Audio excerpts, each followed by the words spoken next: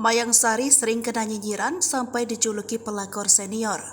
Pernikahannya dengan Bambang Trihatmojo diketahui sempat jadi kontroversi di kalangan publik. Artis senior itu bahkan dituding sebagai pelakor dalam rumah tangga Bambang Trihatmojo dan Halimah Agustina Kamil. Sering kena nyinyiran, baru-baru ini Mayang Sari mendadak beri pesan santai pada netizen yang demen menghujatnya. Hal itu bisa dilihat dari salah satu akun Instagram pada Kamis 27 Juli 2023. Ini perlu dipertimbangkan juga, mudah-mudahan teman-teman netizen yang budiman yang mulia, ujar Mayang Sari. Tolong dipikir-pikir juga bahwa nggak semua orang bisa struggling menghadapi komen-komen yang seperti itu, sambungnya. Bahkan Mayang Sari beranggapan bahwa nyinyiran dari netizen merupakan sebuah bentuk perhatian.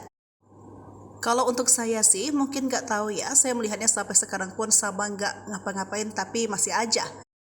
Saya menganggapnya terima kasih bahwa kalian sangat perhatian terhadap saya, itu di saya, lanjutnya.